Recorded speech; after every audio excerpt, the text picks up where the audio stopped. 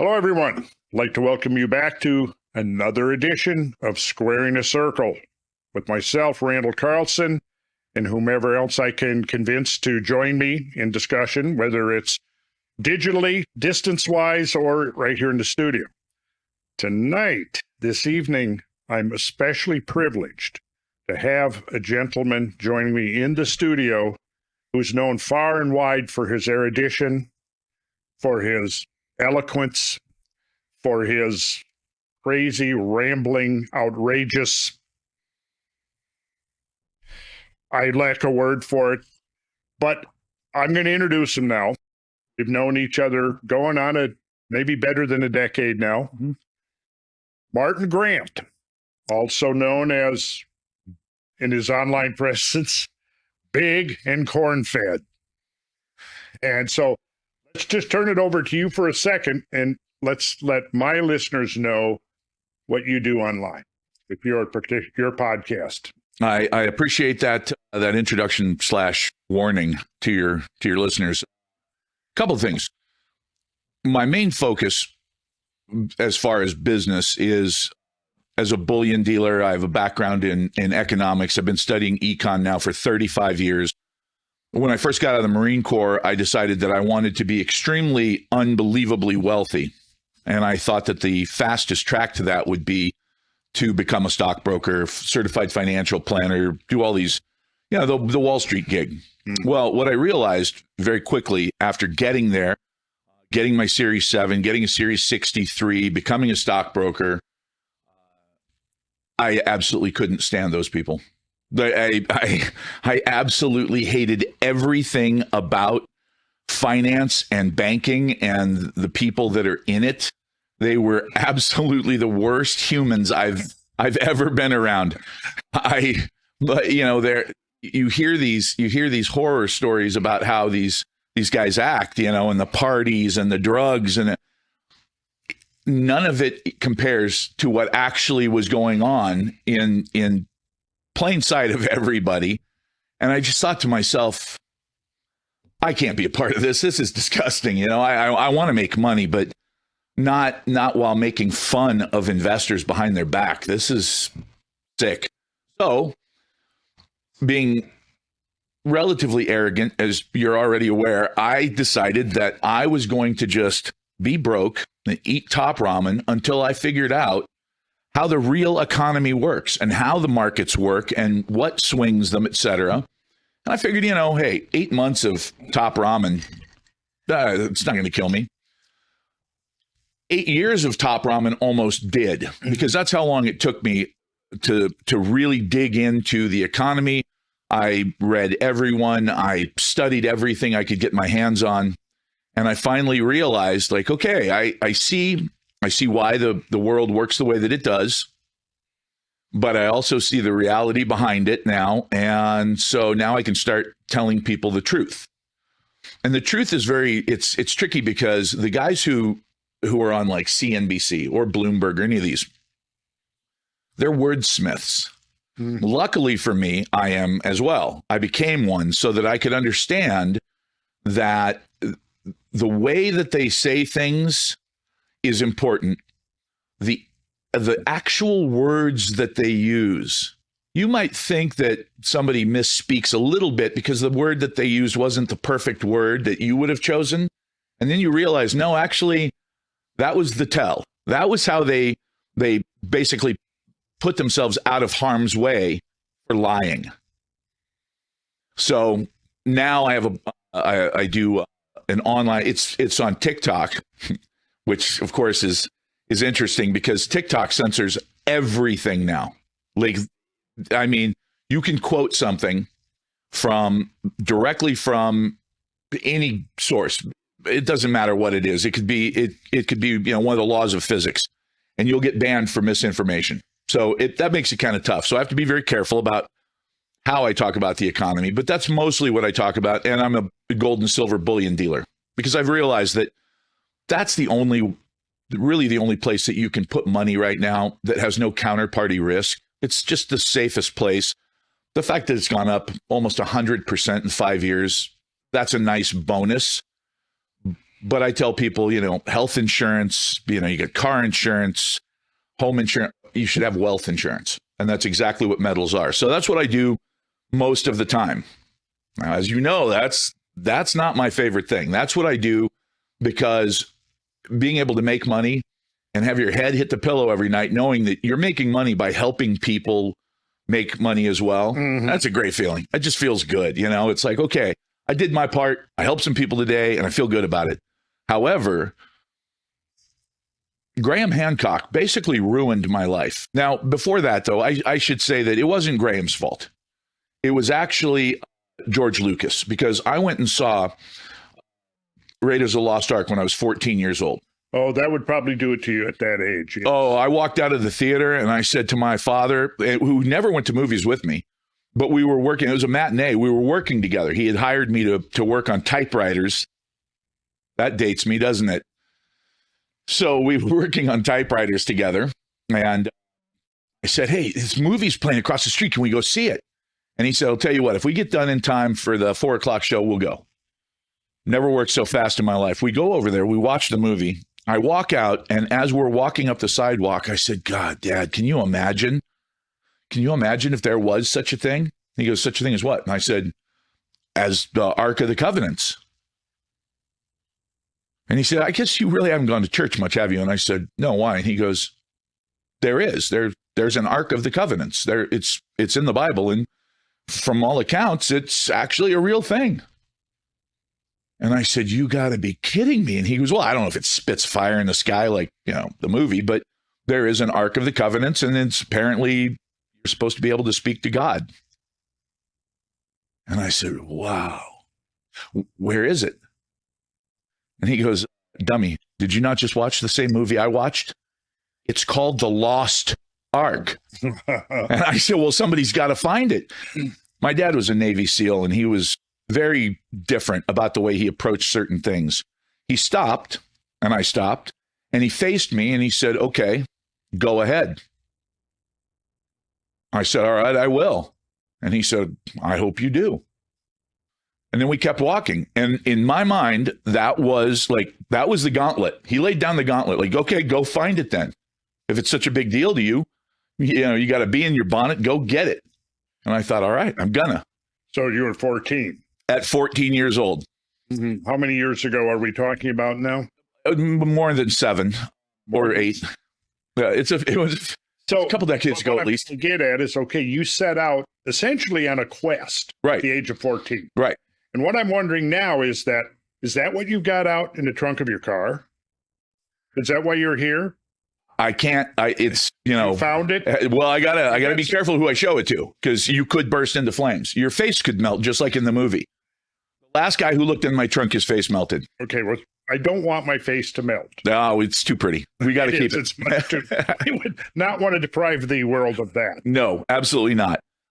No, the thing is that then I joined the Marine Corps, of course, and then after going through all kinds of crazy stuff in the Marine Corps, you're not supposed to volunteer in the Marine Corps. Every idiot knows that. Everybody who's ever been in the Marine Corps knows you don't volunteer.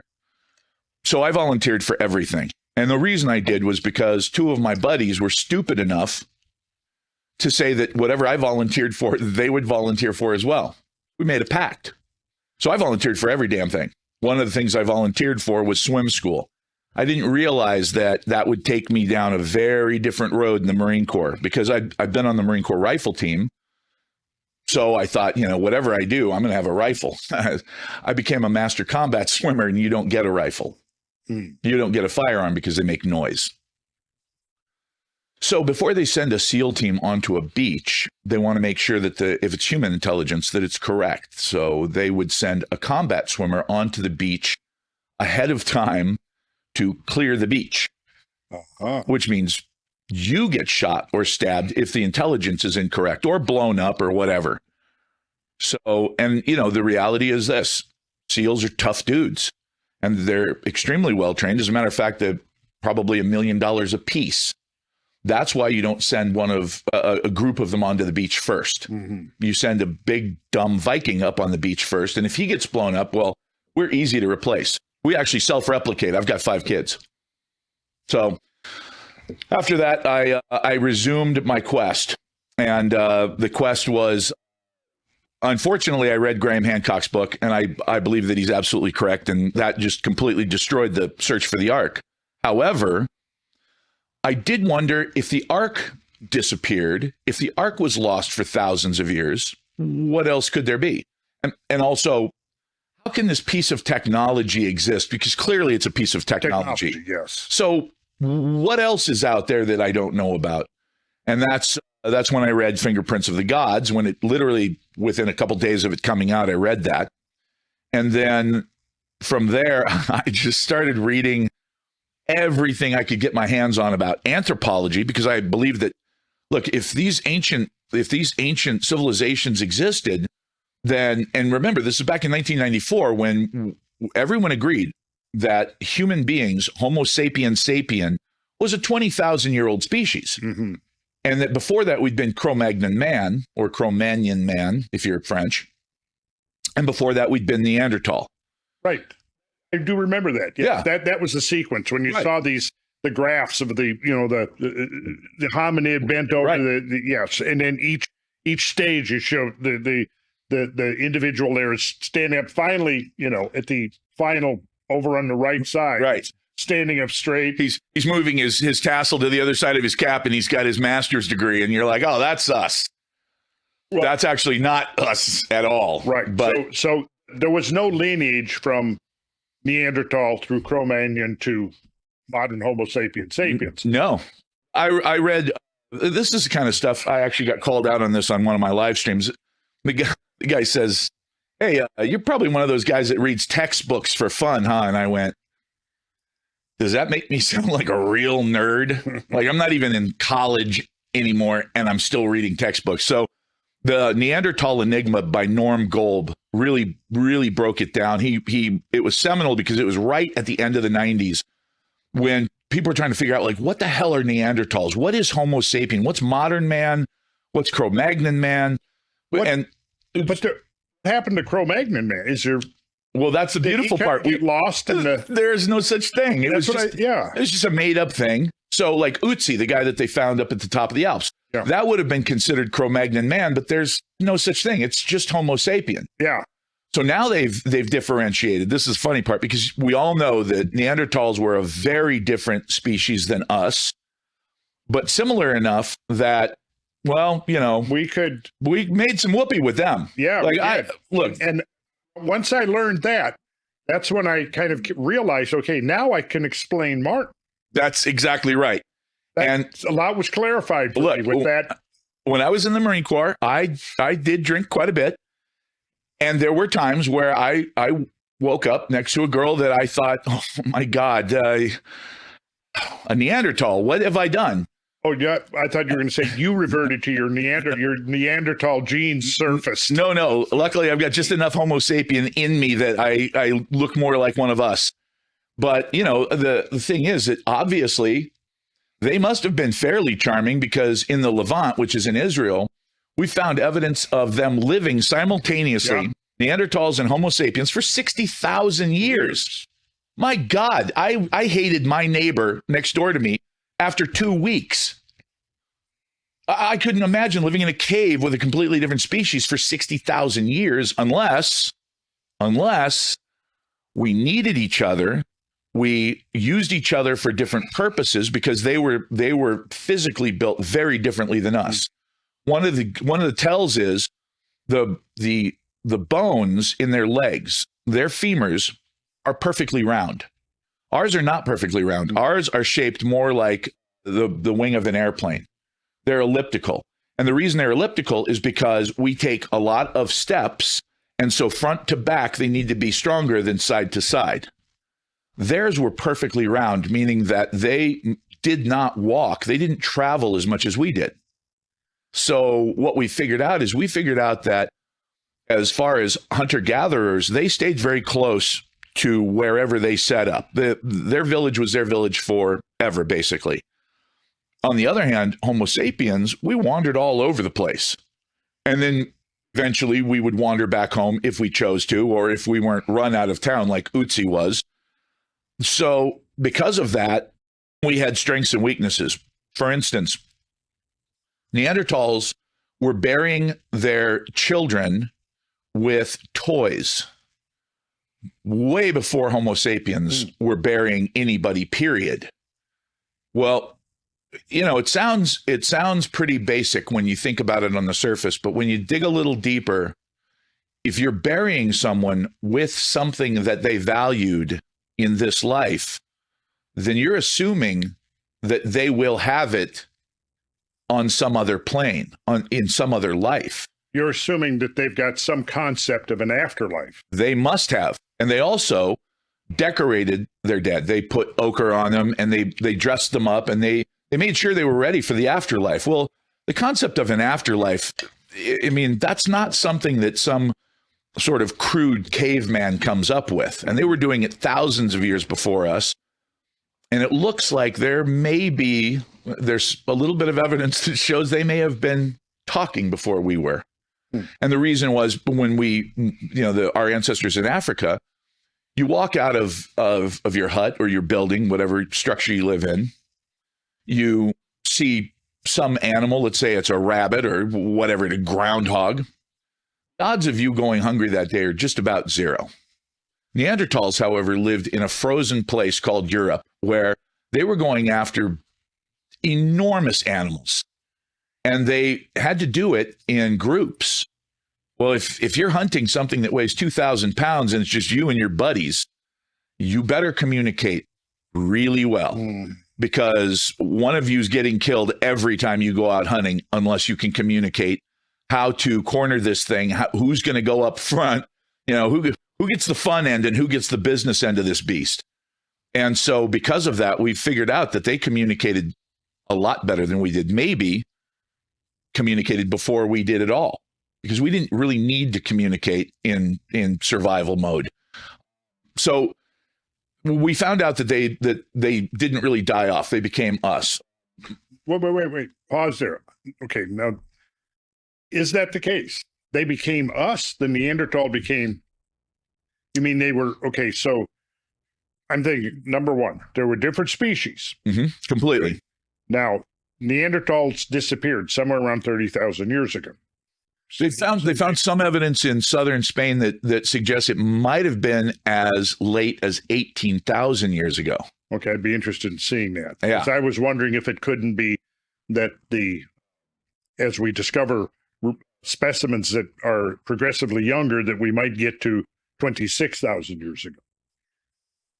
But I don't know. I haven't seen that yet. So far, the numbers I've seen, and I haven't stayed up with the research, the time span that I've seen is around 30,000 years. But you're saying now that there may be some evidence that they survived to as long as 18,000 years ago. Precisely, interestingly, that is the late glacial maximum. Right there. That's pretty much the peak of it. The fact that they found that in the southern part of Spain as well is interesting, because that would have been, as far as Europe goes, if you think about being driven out onto that peninsula by ice, that would have been just about the last warm place in Europe.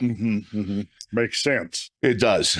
But their lineage lives on, because they've, now that they've done Neanderthal DNA and they've sequenced it, they realize that about 2% of our DNA in the average person is Neanderthal DNA.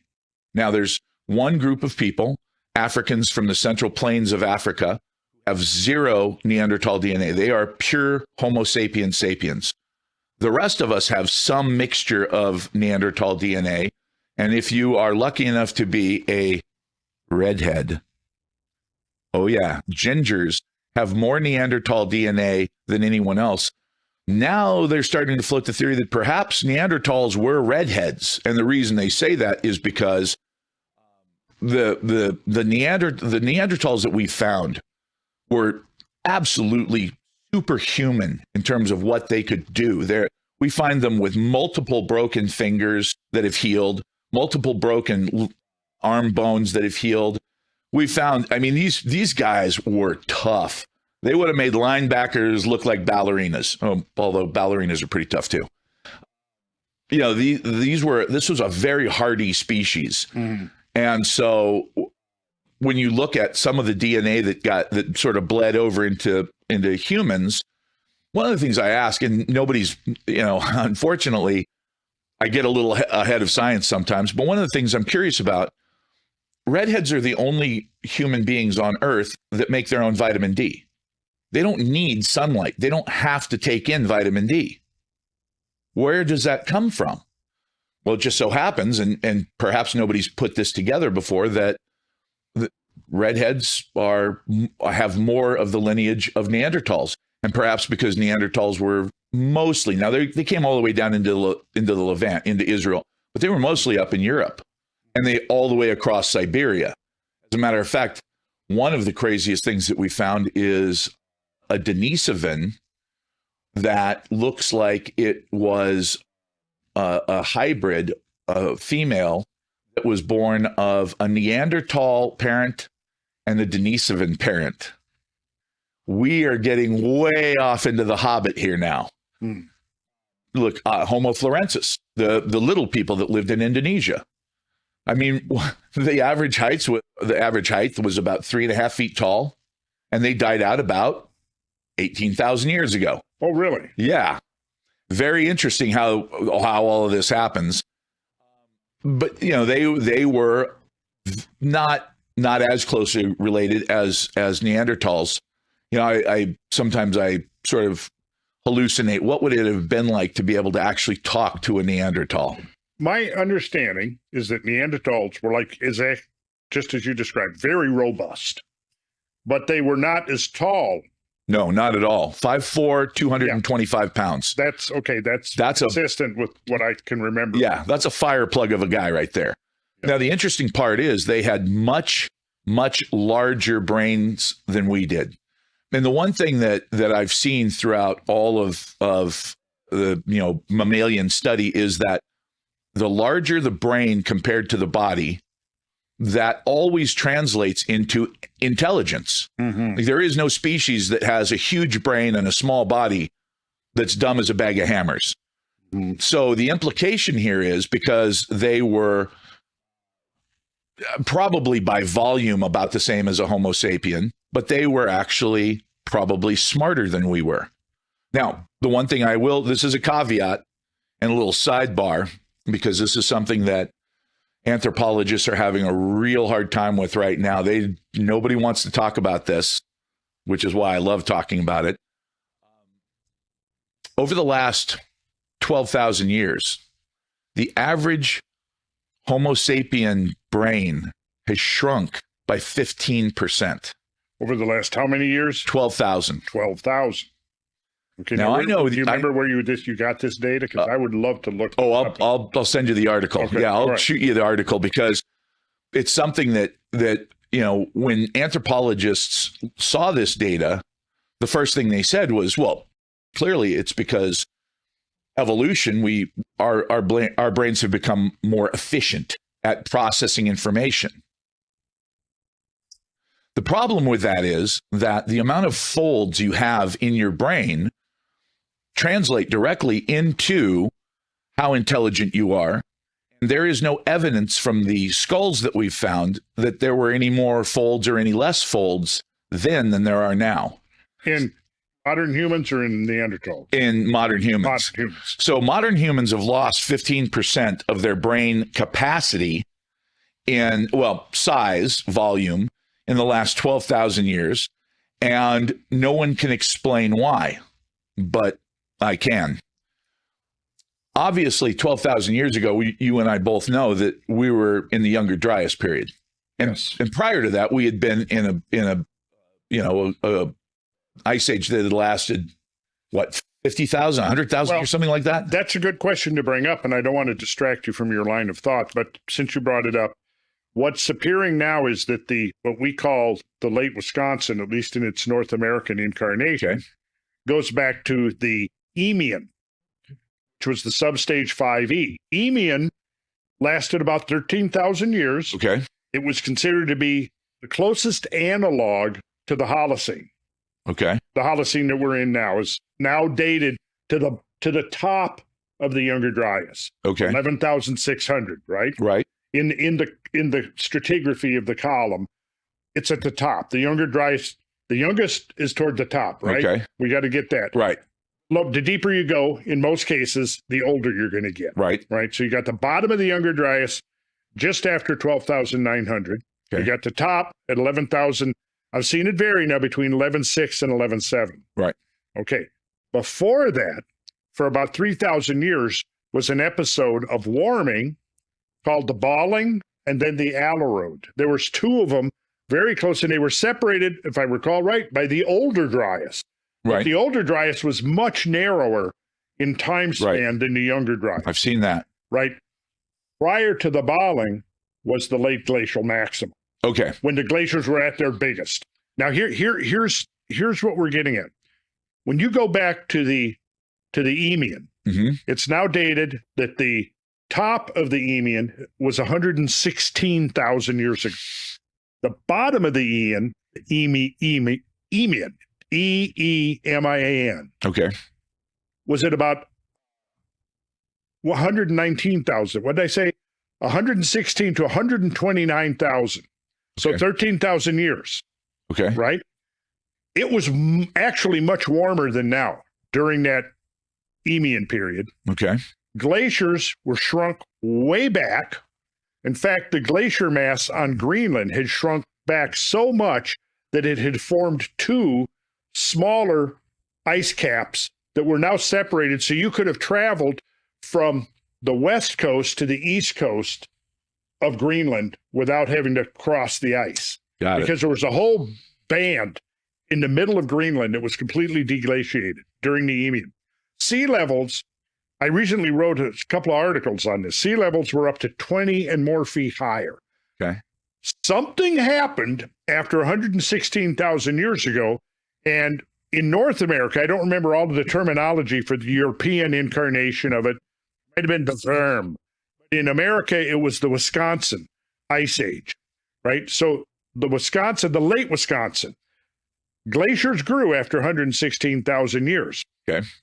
Did the glaciers remain intact at their full volume from the end of the Eemian down to the end of the Wisconsin, say at 115, at the time of the Younger Dryas? Right. See, so now we've got this whole span of time, which is virtually 100,000 years, in which the assumption has been amongst a lot of the workers in this field that it was a completely unbroken. And you raised this question just now because Right.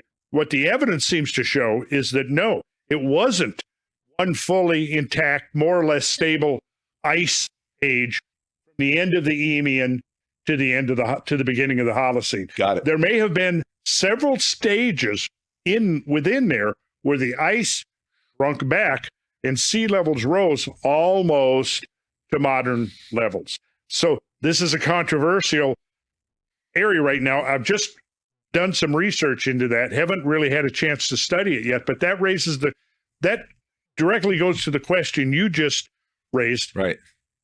It may be that prior to about 30,000 years ago, Okay. glaciers were shrunk back to a much reduced mass than they were, let's say, at 20,000 years ago. Okay. And that means, remember, connection between glaciers, sea levels. Right. Glaciers grow, sea levels sink. Right. Sink. Glaciers shrink, sea levels rise. So you've got this process of oscillation. Sea levels are going up and down, up and down. So one of the things that's getting pretty clear from the evidence now is that whole Wisconsin phase, from the end of the Eemian down to the end of the Pleistocene, Okay. right, was probably sea levels going up and down a whole lot more than anybody had imagined. Okay. And this is now consistent with what we see in the oxygen isotope changes in the Greenland ice cores. That Okay. climate was shifting massively back and forth between full glacial and almost interglacial. But this is an area that needs to be studied further because obviously this provides the whole stage, the whole setting for all the things you're talking about. You bet. With the changes that were occurring in terms of the species, the hominid species, in terms of cultural development, et cetera, et cetera. I'm noting here, this is interesting that first Homo sapiens, this is from the Smithsonian, first Homo sapiens appeared on Earth around 300,000 years ago. The interesting part about the Homo sapien discovery, because remember, we started off with this in 1994 with Fingerprints of the Gods, and then I started reading about anthropology and the human species. Homo sapiens sapien. By the way, sapien means he who knows, or clever. And so whoever named us thought we were so clever, they named us sapien twice. We're Homo sapiens sapiens. Oh yeah, because we're so clever. That's why the world is such a perfect place right now. One of the things that they don't talk about, and I have pressed several of these guys, not specifically at the Smithsonian, but different universities, and said, okay, so you've got Homo sapien, you have modern Homo sapien. What exactly is the difference? And they said, well, there's outwardly from what we found, there's no obvious difference. And I said, so Homo sapien sapien and modern Homo sapien sapien are the same thing. They said, well, for the time being, yes, but we just refer to the older finds as Homo sapien, early man. And I said, okay, but there's no scientific reason for that. And nobody can come up with a scientific reason other than the obvious, which is, where's the evolution? Right. That's a troubling question, because I'm not a super religious guy, but the whole evolutionary part of this, 300,000 years to be essentially unchanged, with one major exception, and that is our brains have shrunk in the last 15,000 years. Now, because of what you just said, I think I get where you're going with this. Let me ask you this, because this will help me clarify. When we talk about an interglacial period, we're talking about what we see worldwide right now, and going back 11,000 years. The present is the model, is the type example for the model of an interglaciation. And this is the longest one so far that we can see, right? Right. Well, that was my point about the Eemian. See, is that's there's been no period, obviously, since the Eemian. Right. However, without getting off into that subject right now, there is evidence that the Eemian, although warmer than now, was not as stable. Okay. That there were some major fluctuations within the Eemian. But this is like new territory for me to research, because only within the last year or two did I begin to appreciate that we really need to be looking back at the Eemian, because, and I don't want to detract from your train of thought, but you figure the Holocene, how necessary is the Holocene and the Holocene climate for the rise of civilization? Obviously, if we have to have enough warmth and enough carbon dioxide in the atmosphere in order to conduct agriculture. Now, during the late glacial maximum, carbon dioxide might have dipped as low as 180 parts per million. Is that even enough to grow crops? It may not be. So it may not be that agriculture is even possible during those deep glaciation periods. Okay, so here's my thought. Okay, we come out of the Ice Age. Mm-hmm. Let's say at the end of the Younger Dryas, there's enough evidence now that human population has bottlenecked during the Younger Dryas. You bet. 50% of the megafaunal species on Earth are gone. Just like they're gone, right? And I don't believe hunted to extinction. Oh, that's idiotic. No, I don't think anybody believes that anymore. I really don't. I don't even think professors of archaeology or anthropology or they can't be that stupid. I think there's a few holdouts out there. But now sadly, consider, yes. Okay, so if population has crashed during the Younger Dryas, which I think we could make a strong case now that it did. Right. In order to build a civilization, you probably have to have a certain population density relative to an exploitable region or habitat. No question. No question. And stability. Yeah. So during the early first, say, 3,000 years post-glacial, known as the climatic optimum, which got changed to the hypsothermal because they didn't want people to go, wait a minute, are you going to say that 3,000 years of early Holocene, warmer than now, was an optimum? no, we better get that word optimum out of there and make it the hypsothermal. I'm going to stick with the climatic optimum. I like it. So in the immediate aftermath of the younger dry ice, you said like the full glacial, which was on its way out. Right. They were receding. Right. Suddenly came back Boom. at the beginning of the younger dry ice. Right. So we have to endure this another 1,300 years of bitter cold before the whole thing is finally over. Right. The glaciers can melt back, sea level can rise, stabilize coastlines worldwide, right? Right. Right. And only then, Carter, you're going to be able to establish coastal communities. Right. Maritime communities, not only dependent upon the sea, but now having an incentive to actually go out into this monster.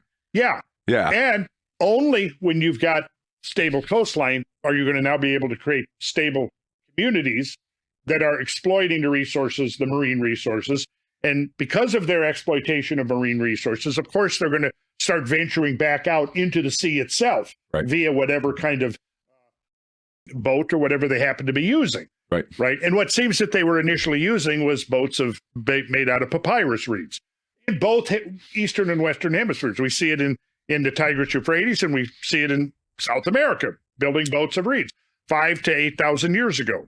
Okay, so 3,000 or 4,000 years has to pass, during which, what's the human population doing? It's being fruitful and multiplying. That's what it's one of my favorite things. Yeah, I know. So that's why I use every opportunity to bring the subject up. So, so you've got 3,000 years, climatic optimum. People are proliferating. Now you get to 5,000 to 6,000 years ago. What happens? You get the neoglaciation. The climatic optimum was followed by a cooling period around 6,000 years ago. Okay. Immediately after that, we see civilizations really beginning to rise. I mean, now there are examples of urban examples that go back to 8,000 years, maybe even 9,000 years. But really, look at what we see. We see Old Kingdom of Egypt. We see the Indus Valley civilization. We see the Sumerian civilization. We see cultural activity in the New World. Right. We see a lot of stuff happening, right? And then, not long after that, we begin to see the incarnation of monumental architecture worldwide. Right.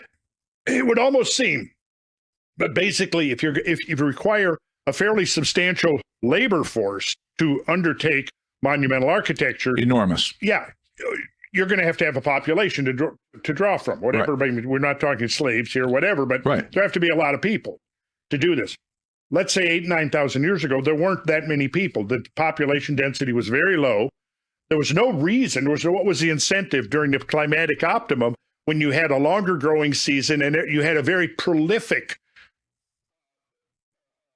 biota for people to draw from? I mean, you could argue, one, imagine the reoccupied shallow marine ecologies that were accessible 7,000 to 8,000 to 9,000 years ago, right when sea level is slowing down and finally stabilizing, right? Imagine with a 1 to 2 degree warmer, you've got a longer growing season, you've got more rainfall, you've got abundant foliage and plants and all of that. It's hunter gathering. And with all the big megafauna predators gone, think about the small game you've got now. Bunnies everywhere. Bunnies everywhere. So in a way, I think that maybe that period of time was the source of a lot of the ideas of Eden, the Garden of Eden, perhaps. Mm-hmm. That came to an end around 6,000 years ago with the shift of the climate from warm to cool. Now, so here's a model for you. After the glaciers, after the younger dryas, human population has been suppressed and dispersed. Okay. There's no reason for conflict. We don't see really much evidence for warfare or conflict prior to 5,000 years ago. Too many resources. What's the point? Too many resources. Why go fight somebody for resources when there's already too much? If you've got the apple tree, 3/4 of the apples are rotting underground because there's not enough people to eat them all. Right. So why are you going to go fight somebody over the apples? Right. It makes no sense. Right. But what I'm getting at here is we see, we're talking 300,000 years, 200,000 years, if we're going to have Homo sapiens sapiens, right? 200,000 years, but we only start really building what we call civilization 5,000 years ago.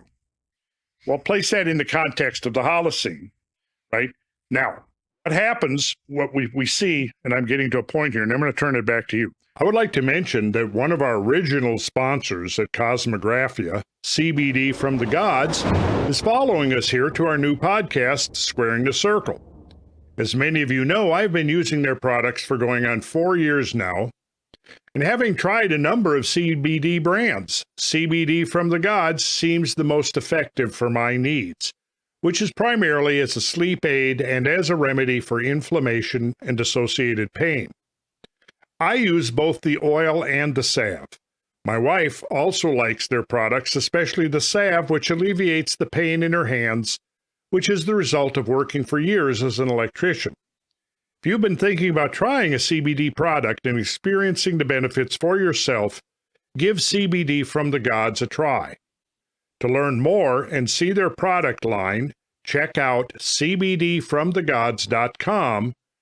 Any purchase of their products helps our efforts here at Squaring the Circle to realize our goal of making this world a better place. Thanks. We're seeing a point where you have to get to a certain level of cultural development in order now to have the separation of what do we want to call it? Not division of labor. Division of labor. Thank you. That's what I was looking for the division of labor. You bet. Once you have division of labor, you now get the capacity, the potential for enough people, like really smart people and creative people, to have the leisure time to create art, to create science, to create great music, etc., great literature. Right. Only when you've got that, say it again? The division of labor. Division of labor, thank you, I should know that, but division of labor, yes. Now, that is made possible by the environment. You can change the environment and you might just pull the plug. Like right now, if we change we went into a new ice age, boom, we're done. We're history. Now, all of this, take this, let's go back to the Eemian, 116 to 129,000 years ago. So man would have just been sitting around eating lizards and picking his nose for 180,000 years. Well, here's the question I'm wanting to get you to ask. Okay. I mean, we saw the conditions of the Holocene were necessary, presumably. We're hypothesizing that these conditions are necessary to create the infrastructure of civilization, which is upon the foundation of agriculture, right? To provide the leisure time to create advanced culture. You bet. Now, here's the thing. If you have people that are 100,000 years ago, and let's be conservative, you said that the brains have shrunk by 15%, right? Just in the last 12,000 years. Sure. Why is there any reason to presume that those people were dumber than us? Is there any reason at all? No, as a matter of fact, that's literally the problem that anthropologists are having now. That's when I bring this up, it causes them such consternation because my point to them is it easier to survive now in an interglacial period or during the Younger Dryas or before the Younger Dryas during the glacial maximum or before that for however many hundreds of thousands of years that we weren't in an interglacial period like this? Because the reality is that if you look at where people were dispersed, if you lived anywhere above North Africa, you better be clever because you had maybe 2 or 3 months of either growing or hunting, and you had to store that. You had to keep the meat from going bad. You had to do all of these things. You had to be aware of your surroundings all the time, which I believe is one of the reasons that all of these megalithic structures for keeping an eye on the stars and where they are and what season's coming up and why is this so important? Why is the solstice so important to everybody? Because they knew that, look, from this day forward, the clock is ticking. We better get out there and bust our ass from the time the sun comes up until the sun goes down, because if we don't, we're not making it through the next winter because it's going to be a bitch. They always are. On the other hand, if you grew up somewhere, say around the equator, it would have been much easier. So what I see as taking the sociology of it, and adding it to the anthropology, is I see the different cultures. The people in Northern Europe, the Scandinavians, are very like, if I were walking down the street, and this is absolutely true, you can ask anybody that you know that's from someplace like Sweden. If I were walking down the street in a small town, I saw a friend of mine across the street, and I yelled to him, "Hey, man, what are you doing? How's your day going?"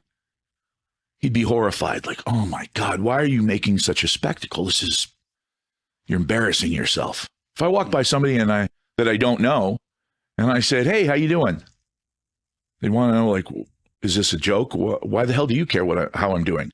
Now, these are very kind people, very nice people, but they're very, very sort of, I don't want to use the word tight ass, but they are. And that's a common theme. You look at like Germans, and they're so organized, and they're very specific about things, and they're very good at engineering. What do Africans bring to the table as far as humanity? Everything else. Like music. Where does the best music, where does it always come from? What about this? And you think about it, like there's a reason that black music is music. Like, it's not just rock and roll, it's hip hop, it's everything. And the influence is worldwide because they weren't starving during this same period. They didn't have to plan. They didn't have to live their life under the sword of Damocles, so to speak. They had more leisure time. So what did they focus on? Enjoyment. They focused on more of the spiritual, less of the mechanical. That's why, and hopefully, I pray for this all the time. When our two different cultures in this country learn to really appreciate what everybody brings to the table, we'll kick the rest of the world's ass even worse than we already have in the last 70 years. And we won't need bombs to do it. Because the reality is we have a gold mine in this country of different cultures and different things that, look, if I work my ass off for 70 hours during a week, what do I want to do? I want to relax. I want to have fun. Well, I can tell you this. I'm not going to Norway to do that because they're tight asses all the time. Didn't know that about those Norwegians, but well, I'm Norwegian, so I can call them tight asses. You're not allowed to call anybody Norwegian a name unless you're one of them. Kind of the same thing with Polacks because I'm half Polish too. So, but my point is that when you look at these different things, in order to survive, even if you were around the equator during an ice age, it's more difficult. Sure. Therefore, you have to be smarter than you are now. Over the last 12,000 years, surviving has just gotten easier and easier and easier. And what part of our intelligence have we lost? What's that 15% represent? We have no idea. One of the things that I think about, because I've Sean Webb is a guy that I know that I love. The guy, he's crazy, love him, and he's also very intelligent. Yeah, he was the first guest I had in the studio. Oh, no way. I love him. Yeah. I've done remote viewing, and so is he. He does it on a whole other level than I do. Yeah. But is that part of the 15% that we've lost? I could see that a legitimate argument being made for that. Is it yes. that sense that we have the hair standing up on the back of our neck? And it's funny because we all call it different things, and you have to call it what you're supposed to call it, or you're a weirdo. I'll give you an example. If I said to a woman, "How do you feel about women's intuition?" Oh, brother, they'll tell you. You don't mess around with a woman's intuition. Women know. If I said to a man, "How's your intuition?" He'd go, "Shit, I don't know." I go, "Well, what about your instincts?" He'd go, "My instincts saved my life." Right. What's the difference? Nothing.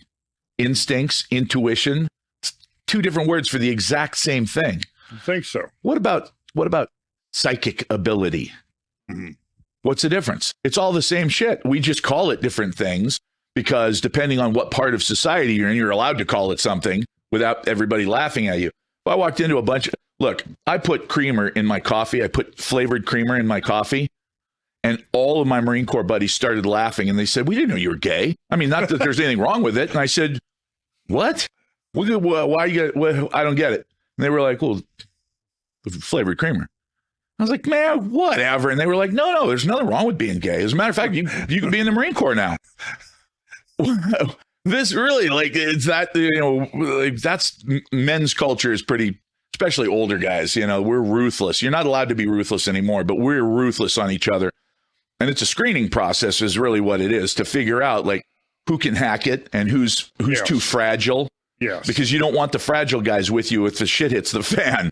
So you want the men's men. You never want the ladies' men. The ladies' men are cute and they're very suave. That's what they refer to as a metrosexual. Is that what you're talking about? That's part of it. Yes. Somebody who's more interested in being clever than being reliable. Oh. Now, a man's man can be a total pain in the ass. I've got friends like this. They're total pain in the ass. They say things. You just go, Jesus, you don't actually believe that, do you? Yeah, they do. But 3:00 in the morning, you call them and say, "Hey, man, I hate to bug you, but I'm broke down out here on the right side of I-75." Right, and they go, "Jesus, dude, you're literally 85 miles away. You know what? I'll be there, and call it 85 minutes." Yeah, and that's it. And that's the last time they'll complain. They won't complain anymore at all because hey, you need help. That's what we do. We help each other. So my father was very clear about this. You do not want to be a ladies' man because that's the guy that you call at 3 a.m. and he goes, "Oh, geez, man, I really wish I could, but my girlfriend's got the keys to the car right now." It's that guy at lunch who, when it's time to pay, he gets the T-Rex arms and he's like, "Oh, guys, I'd love to pay, but I can't reach my wallet right now. Oh, sorry." Well, it's that guy. Yeah, we typically. That guy gets weeded out of a group very quickly, unless the entire group's like that. I don't even want to do. I know exactly what you're thinking. Like, what do we call a group of guys like that? But election day was yesterday. Just leave it. Oh, that was yesterday, wasn't it? It was, yeah. It was. So I think we reached an inflection point here in the evolution of American society, and I'm hoping so. I'm optimistic. We can get into this. Yeah, this is not anthropology. Now we're talking about futurism, and you're kind of aware of some of the stuff that's been going down in the last year or two. That's kind of like about ready to bear fruit, and it seems like a lot of things are coming together right now that are going to be very. I mean, from a historical perspective, people I think are going to look back and go, "This is 2024, 2020. Wait a minute. What year is this? This is 20. Well, it's barely 2024. Yeah. Okay. It's soon to be 2025. You bet. Right. I think we're going to see a turning point here. If the Democrats don't decide to try to do as much damage as they can on their way out, which could possibly happen. See, that's the thing. I growing up as a Democrat, my dad was a Republican, by the way. That's the funny part. But I grew up as a Democrat, and one of the things, fellow. That's the thing is, one of the things that happened was one day I looked around and I went, where's my party? I don't get it. Like, as a former Marine, I can tell you, I am anti-war. You don't start wars for fun. That's not a thing. War is the ultimate breakdown of communication between human beings. It is the last resort, not the first option. And so if you want to have war break out, then first thing is you don't communicate with the potential opposition anymore. Right. And that's the thing is it saw played out during this administration. Unfortunately. So, I look at it from the standpoint of when I was a Democrat, when there were Democrats that were like me, it was the anti-war party. And there was a lot of pro-free speech. Definitely pro-free speech. We were all worried about the Republicans coming in and the CIA and all these guys spying on us, Big Brother. What nobody realized is that if you're from a larger family, Big Brother is a scary thought. Big Sister is a lot scarier thought. And that's what I call the Democrats. That's Big Sister spying on you. Mm-hmm. Now you can reason with your big brother. You can make a deal with the devil there, and if he catches you doing something stupid, you can convince him to maybe just sort of, slap you in the back of the head or use it as a card for later in case you catch him doing something stupid. You might be able to negotiate a get out of jail free card. Not with your big sister. you're going down. You're getting busted because she's going to do the right thing and she's going to narc you out. And that's just how it works. So, when I finally realized one day, I was thinking, if Republicans are Big Brother, what is going on now? And I went, oh, censorship, big sister. Yeah. So one is not necessarily better than the other. What I really want is what the founding fathers wanted, which is a federal government that you could literally drown in a bathtub. It's so small. Mm-hmm. And states' rights will become a bigger issue in the future, I hope. It's something that people need to really focus on, because it took them months of arguing to come up with a system where the individual states collectively have the exact same amount of power as the federal government on purpose. Yeah. However, greed and a lack of a moral compass, and also, as Americans, we don't really have a plan. Like, what are we trying to accomplish? There has to be a reason that our society stays together other than the obvious, which is we want to be the richest, fattest, most unhealthy country in the world. Well, I guess that's a plan, but it's not, to me, that's not a winning plan. And that's all what we do now as Americans is we show the world what we stand against. What we need to do is we need to show the world, what do we stand for? Mm-hmm. But we can't right now, because what we stand for is corporate greed, military, adventureship, interventionism. Yeah. And hegemony worldwide. And it's like, oh, but those are ugly things. We don't want to show the world that. Dominance. Yeah. Even reflected in the long-term strategic planning of full spectrum dominance. Right. And it's like, okay, well, wait, but what exactly is the purpose of that? Let's just play that one out and say, okay, now we are dominant worldwide. We are it. Okay, now what? So now what? Right. So we're going to tell the Chinese, look, no more Chinese food?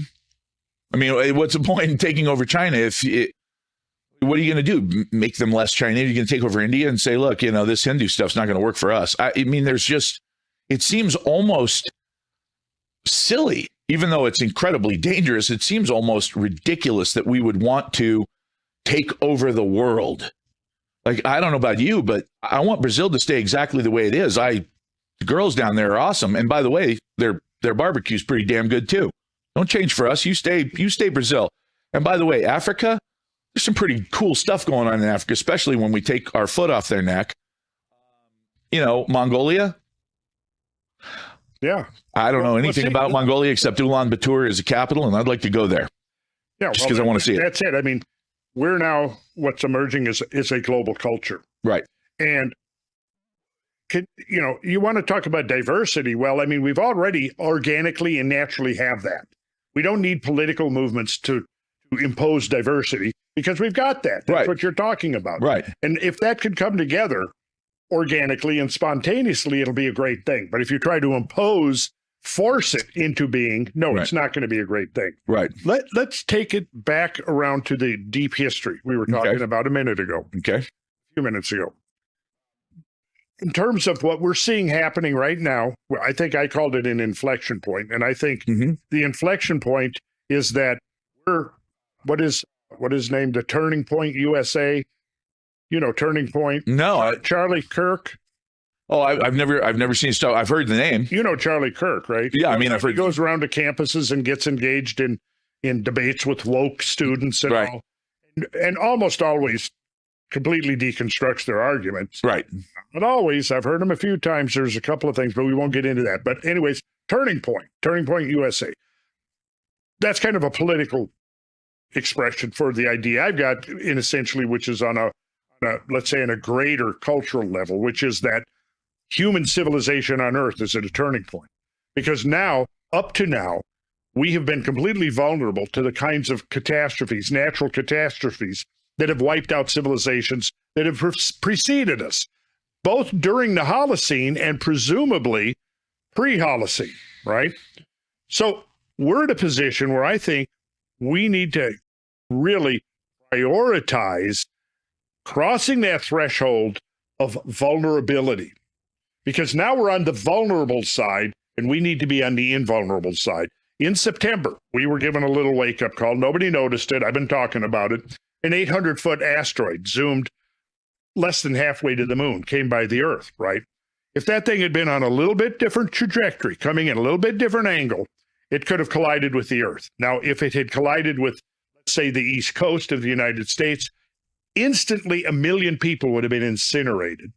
There would have been a fireball 3 miles wide. There was secondary deaths would have been in the multi-millions. Oh, sure, tens. It would have affected the entire global climate for 3 to 5 years, enough that there would have been major food shortages, right?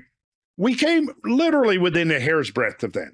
Now, the evidence shows that we have been, up to this point, in a relatively quiet cosmic phase, and that could go a long way towards explaining the Holocene.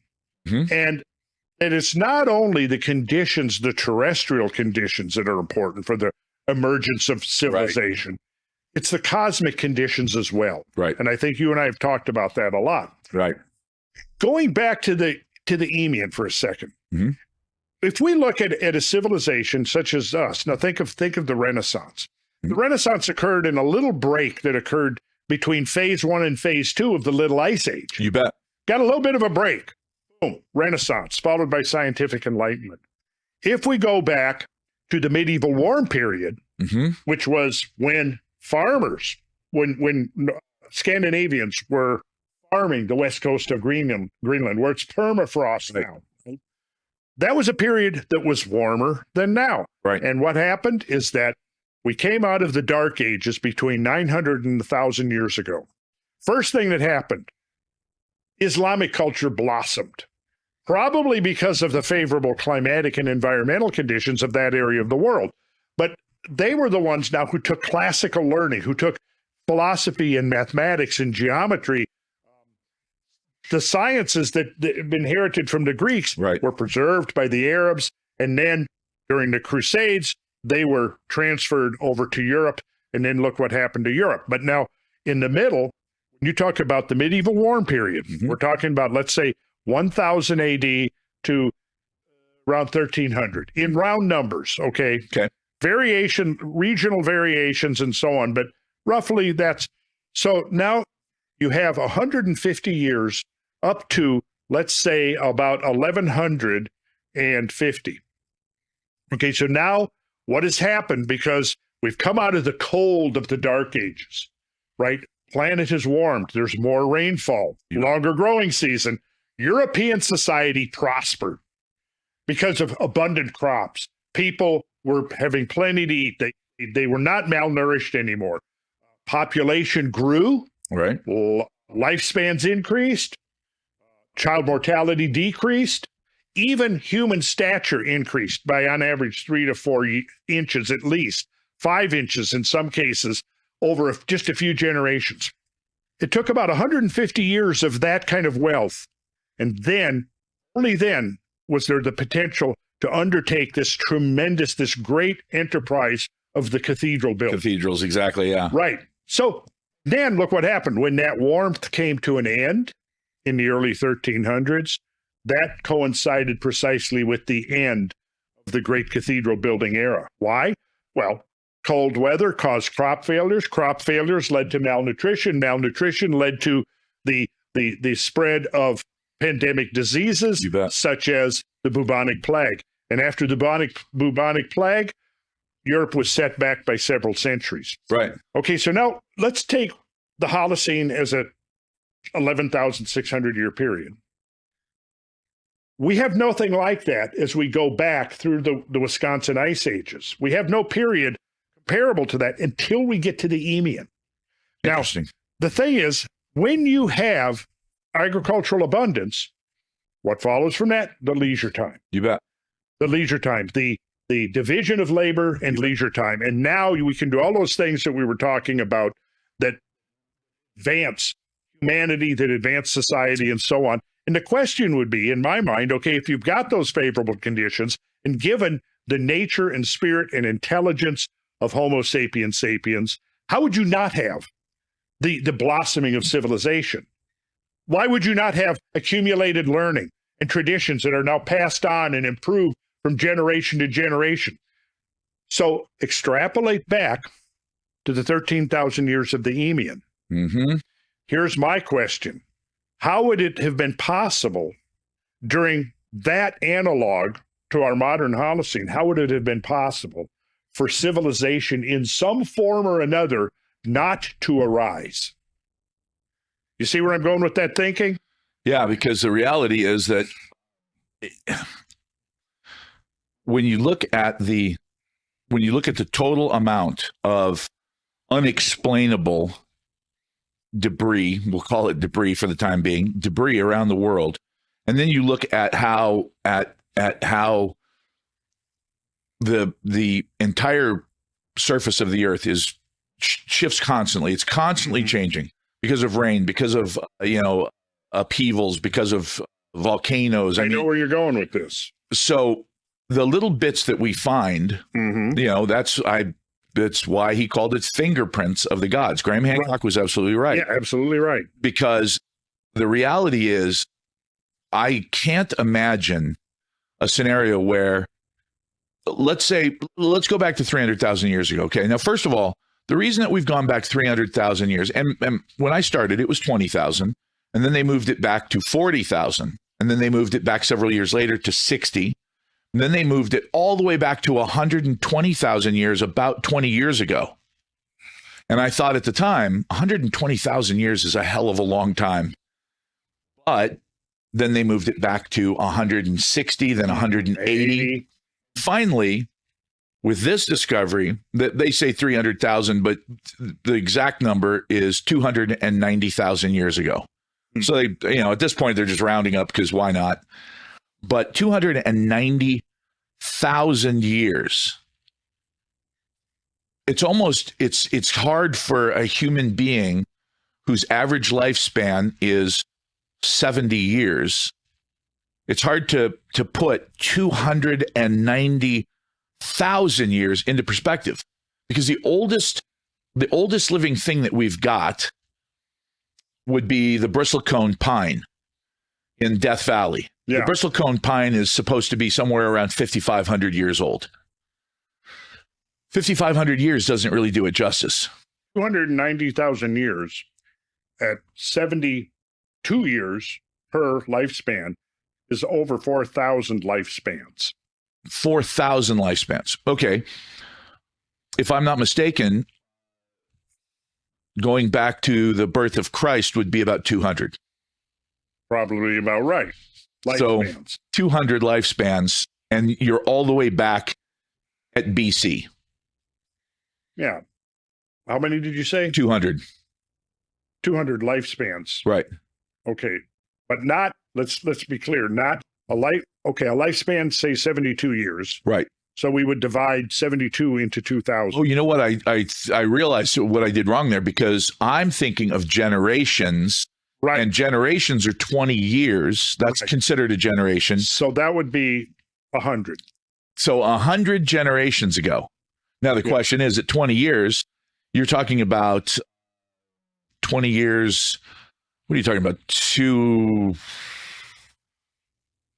Okay. How many generations is 290,000 years? Okay, let's do that. That's going to be a big number. I'm going to be conservative. I'm going to say 25 years per generation. Okay. Okay, so 290,000 years divided by 25, it's only 11,600 generations. 11,600 generations of human beings, and we're assuming that the last 400 of them, 400 generations, going back about 5,000 years, that's where everything came from. Everything came from 300 generations, when we now know that we have been literally anatomically the same animal for 11,000 generations. So what did we do for those? That's the question, exactly. Yeah. What the hell have we done for 10,500 of those generations? Well, I think that can become partially understandable when we understand the role of great catastrophes in Earth history and the implications for the rise and fall of civilization. But That's a lot of generations to accumulate learning. It's almost like we have to assume for all those thousands of generations, nobody learned anything and passed it on to their heirs, to their progeny. They in turn, because look at how we got from where we are now to just 300 years ago. Well, we're sitting here at the leading edge of accumulated learning. Right. Right.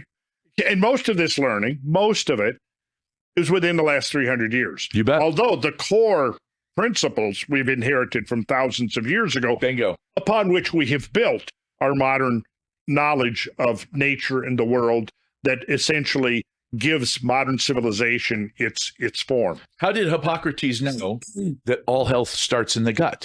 How did they know that? Why would you say that? All health starts in the gut. Well, now we know unhealthy bacterium in your gut. If your gut's not working properly, you get all kinds of diseases from that. Well, that has to be accumulated learning.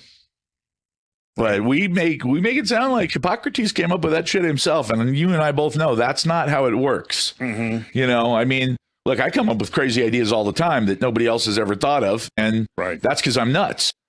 How many crazy people are there out there? There's not that many. So I don't think Hippocrates came up with it. I think he wrote it down. Was Hipparchus the first one in history to notice processional motion? I doubt that, considering that, Well, this was the whole premise of Hamlet's Mill. Right. No, he wasn't. Right. Somebody long before him was studying processional motion. It looks like Göbekli Tepe was designed that way, and that's why they would bury a circle and build another one we're not sure, but it looks like about every 1,000 years, which is why the ones down at the bottom are so old. And unfortunately, the World Economic Forum, Klaus Schwab and those clowns have taken over Göbekli Tepe under Clown Schwab. Clown Schwab, that's right. He's taken over Göbekli Tepe under one of the foundations that he founded, as well as Danny's pyramid down in Indonesia, the one that was in Ancient Apocalypse, Graham's thing. Oh, okay. Yeah, that's been taken over, and they'll never dig there again, because it's some heritage foundation for the conservation of blah blah blah. Bottom line is they don't want us digging around in the past. When I drove down to be the last time I was on Rogan, when I went down to the controversial No Show Joe show. Right. Okay, so I was traveling with George Howard. Right. George Howard, Cosmic Summit. You bet. Amos Tusk. Love that guy. Yeah, he's a good guy. So it was me and him, Bradley Young, my colleague, Malcolm Bendel, the inventor, came with, and my assistant Steve. Anyways, one of the stops on the way to Austin, we stopped just to the west of Houston. George knew a paleontologist that had been working on a bone deposit west of Houston. Oh. It was extinct megafauna. He'd been there for years, and it had been on a private ranch, and he had total permission to study, to excavate. The Nature Conservancy bought the portion, I don't know how many acres it was, but the part that contained the bone bed, right? The megafaunal bone bed. There went no more excavation, no more study, and there it's been set. Now, he was not barred from the site, right? But he wasn't allowed to do anything there. He wasn't allowed to excavate, to do anything. We met with him. We were going to go out to the site, and he was going to show us the site. Right. We had a deluge of rain the day before, so the roads getting out to the site were very primitive. So they were flooded over, and they were just mud. We couldn't get out there. So we were disappointed. We met with him, and that's what he relayed to us, and his frustration of being deprived. And it's not just him that's being deprived, it's everybody else is being now deprived. Everybody. In the name of whatever it is, whatever the priority or the goal of the Nature Conservancy is. Right. Yeah, conserve it, but that doesn't mean, it's this whole idea, hands off. You can't touch nature because it's so delicate and so fragile. And this is a concept, a model of change that's born out of this extreme uniformitarianism, extreme gradualism that doesn't recognize that within the natural process of change, there are catastrophes. Right. Far more than anybody had imagined even a few years ago, right? Well, within that framework, like if we go in, Yeah, never mind that. Let's say you have a beetle infestation in the forests of California and 1 billion trees die. You can't go in there and harvest those trees Right. because, you might disturb The beetles. the beetles.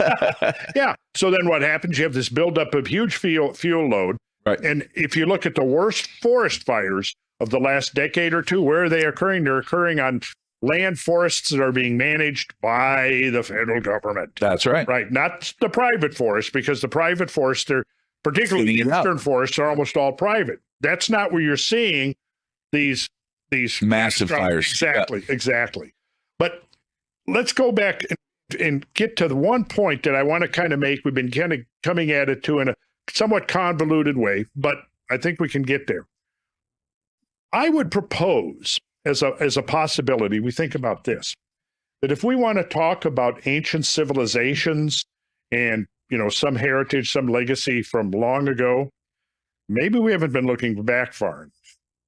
Maybe, because my issue is this. How do you have 13,000 years of warm climate without any civilization, any evidence of civilization emerging? Maybe we ought to think, maybe a lot of this stuff, when we're talking about the existence of some kind of an ancient civilization, maybe we need to be going back 120,000 years ago, is what I'm getting at. I believe you are absolutely correct. And the thing is that when it comes to the, like, why would governments, because we know, having finally read Common Sense by Thomas Paine when I was 40, I believe I was 44 years old. So it wasn't like a kid being forced to read it. Mm-hmm. I wanted to understand, like, how did this thing spark a revolution? And the first 2 pages just blew my mind, because it's so incontrovertible what he says. And basically, to sum up, to paraphrase, he says that societies come together so that mankind, men and women, can trade concepts and ideas and goods and share with each other. And it's for the enrichment of all. Mm-hmm. Everybody wins. However, there are people within that structure that will seek to abuse their privilege or their freedom. And so you have to enact a government among these societies to sort of rein in man's more base instincts. But because of the fact that governments are created for a negative purpose, they are all by definition bad. Mm-hmm. They're negative. You can't have a good government, because their job is to sort of lord power over the people that they are supposed to serve. Because of that, we see that whenever there is an opportunity to expand power through fear, any government, not just ours, but any government will take that opportunity. And they always have. Ours is probably the freest of all governments designed thus far, as far as what you're allowed to do and not do.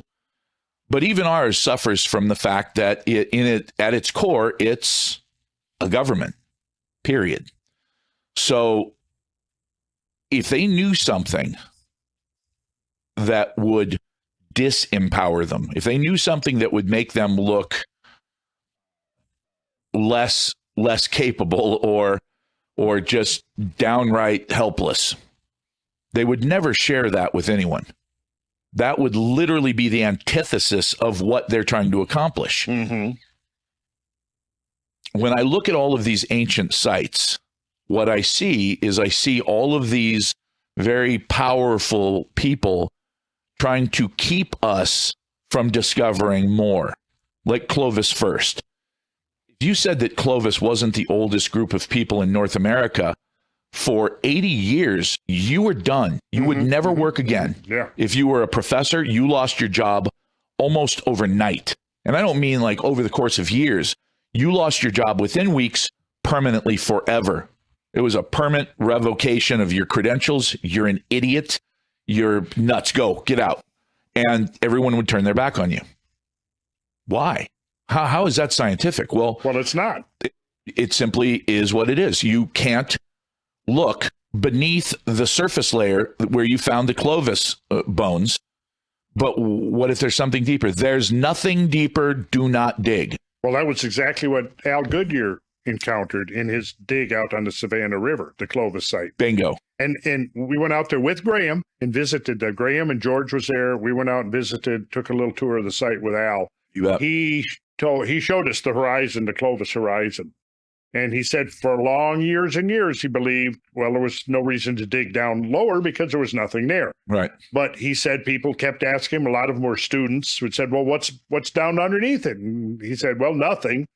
And then finally he said, well, how do I know that? I haven't looked. So he looked. And he showed us, I think it was maybe 6, 7, 8 feet lower than the Clovis horizon. He discovered another cultural horizon. That's thousands of years. Thousands of years. And his estimated date for that, which he didn't publish for a long time until he had rigorous proof and evidence that his dating was not off the chart somewhere. 50,000 years. See, and there are other places. San Diego, there's a place in eastern Washington State where they found human scat that's 100,000 years old in a cave above a lake. Well, how to get there? If it's that old, I mean, if you can radiocarbon date it and see what it is. So here's the point. There's a reason that they are making sure that we don't dig too far into our past. And I believe that Ben Davidson, the guy who runs Suspicious Observers, I believe he's figured out why, without even knowing it, because he doesn't study this. This is not a thing of his. You know, he is very single-minded, very focused on solar science and solar cataclysms. You know, I'll give you an example. I remember going to Washington, D.C., on my own dime, and speaking to some people from NASA and saying, do you think that the sun influences weather here on Earth? And they started laughing. They actually started laughing. And they said, the sun is 93 million miles away. There's absolutely no way that happens. And I said, you're sure? And they said, absolutely. And I said, okay, what about like a micronova? Is our sun large enough to go through something like a micronova? And they said, micronova? There's no such thing as a micronova. And I said, no, it's a new thing. You haven't read about this. And they said, no, there's no such thing as a micronova, period. And I said, oh, okay, well, hey, appreciate your time. I just realized, look, I just wasted a trip because I can't talk to them about anything that's anywhere near the cutting edge of science because these idiots don't care. Well, as it turns out, 10 years later, and by the way, it was Ben that told me about micronovas and his suspicion. And 10 years later, we watched a nova happen. And then we watched the star disappear like it always does, because a nova is the end of a star. And then a few years later, all of a sudden, there's the star. Where the hell did that come from? The dust that it blew off during its micronova. Right. And as the dust finally got farther and farther away from the star, we could see through the dust cloud and see that the star was actually still there. And they went, a micronova. Mm-hmm. So now there are several different size novas. Yeah. That didn't happen overnight. And literally I got laughed at for even bringing it up. But here's my point. The sun is the final decider, as George Bush would say. It's the decider on what happens on this planet.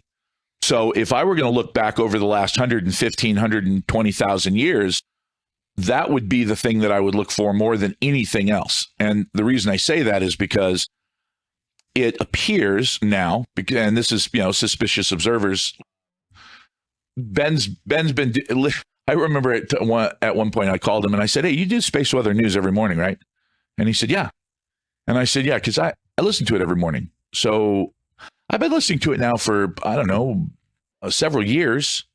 How long have you been doing it? And he goes, well, let's see, we're at 4,610 episodes without missing one. Jeez. 3 o'clock in the morning, this guy gets up every morning and he puts together this video and puts it out every day so that the information's fresh about what's going on with the sun also what's going on with different scientific papers, like all the really cutting edge stuff that's just now being peer reviewed or is about to be peer reviewed. You know, some of the stuff we see that's coming out of either China or Russia or Norway or, you know, places that the mainstream media has absolutely zero interest in this. But we see these papers and we see these things that are now accepted as absolutely true. And it's kind of shocking because it shows that about every 12,000 years, the sun builds up enough of a shell on it from its gravity, pulling debris in from all around. And it gets hit with something called the galactic current sheet, which is basically a spiral armed sheet of energy that looks basically like the galaxy itself. You know, we have the spiral arms, kind of like an octopus on a merry-go-round. And we have that same thing coming out of the center, and it seems that this pulse of energy comes out about every 12,000 years. And so between when it hits the sun, when it hits the sun again, we have this in-between time where it's relatively quiet. When this gets to our solar system, and we are way out on one of the spiral arms, when it arrives, it appears that the sun doesn't quite micronova, but what it does do is it has one hell of a sneeze. And when the sun sneezes, Earth gets pneumonia. That's just the way it is. And so we see this 12,000, 24,000, on 36,000 for Lechamp, which they say is 40, but 36, 40. I mean, in geological time, a couple thousand years is half a millisecond. Right. So now, because I haven't seen the references on this, I would like to know the sources for a 12,000 year. You bet. They go all the way back. And you've studied them. You bet. And these go all the way back. The farthest back we can really reach, because it starts to get blurry as you go back farther, but we can go back 72,000 years with a very high degree of accuracy and see that every 12,000 years we get blasted. Now, it's not something that destroys the Earth. It's nothing like the movie Knowing, where the sun just obliterates our atmosphere. Nothing like that. But what it does do is it definitely changes I'll give you an example. It changes the core crust sort of relationship so that you have a lot more volcanic activity, a lot more. Whether there's such a thing as crustal displacement or not, which obviously, Graham talked about in Fingerprints of the Gods, that it's possible. Now, here's the big question. Our poles are flipping right now. So north and south are going to, at some point, let's just say that it's an excursion. We know that. And we know that the North Pole is now down in Siberia, and it's moving down towards Indonesia. Strangely enough, what most people don't realize is that the South Pole is no longer in Antarctica at all. It is now moving north through the Southern Ocean towards Indonesia. That's impossible. You can't have the North and South Pole at the same spot. However, what you could have is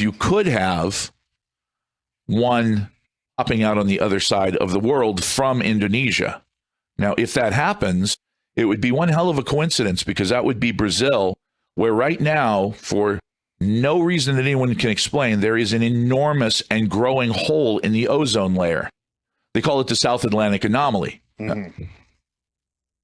We have no idea what any of this means, because nobody's ever been around to see it before and record it.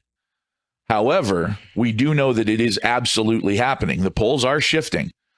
Earth's magnetic shield is weakening at a rate that is so great now that the ESA, European Space Agency, and NASA stopped reporting it. Back in 2012, up till 2012, they would report how much the shield dropped, how much our electromagnetic shield dropped in intensity. and they won't print that anymore. Yeah, And I'd like to see all that. I haven't come across that. So. Well, this is this. Of course, everything. I study everything. This is what I do. When everybody else is out partying and trying to find a girlfriend, I'm sitting at home reading textbooks and studying this. It's basically the only way to sort of calm my mind down. Okay, so what I will suggest is I hope we get to have some future conversations. Oh yeah, absolutely. And come to the table with some, like I say right here, you can see on my laptop, I have lots of sources of information. Oh, absolutely. And so if, we want to talk about, evidence for abrupt short-term changes in temperature that have occurred over extensive regions. Of particular note is the sequence of years 1834 to 1838. The Maunder minimum, right? No, wait, that's not the Maunder minimum. No. The year 1834 was the warmest in Europe over this period, with overall temperatures approximately 0.7 degrees centigrade above the 1902 to 1980 mean. So that was published in Quaternary Science Reviews in the year 2000 in an article titled Past Global Changes and Their Significance for the Future. Past global changes and their significance. And see, this is a thing that's been neglected because, see, what you're getting at there is an important point, is that there seems to be an establishment, a self-serving establishment that wants to suppress any question that could lead, even not directly, but indirectly, to someone to question the establishment narrative. The authority. We even saw that in the attacks on Ancient Apocalypse, Graham's show. Absolutely. Where I could get the quotes, and I am going to quote those, I think. And in fact, I did quote them at one point on my Cosmographia podcast, probably a year or two ago. But basically saying, well, if people believe conspiracy theories being promoted by Graham, why they might believe that, that there's a conspiracy about COVID and vaccines. They might believe that global warming is a conspiracy. They might even believe, if you believe that archaeologists would lie, well, you might even believe that politicians would lie. I could give you those exact quotes coming right out of mainstream media. Right. And so I think that the problem is that reality is much, much more dynamic than the static models of change that we're being spoon-fed through academia, through the educational system, through mainstream media, and through the political hierarchy. Right.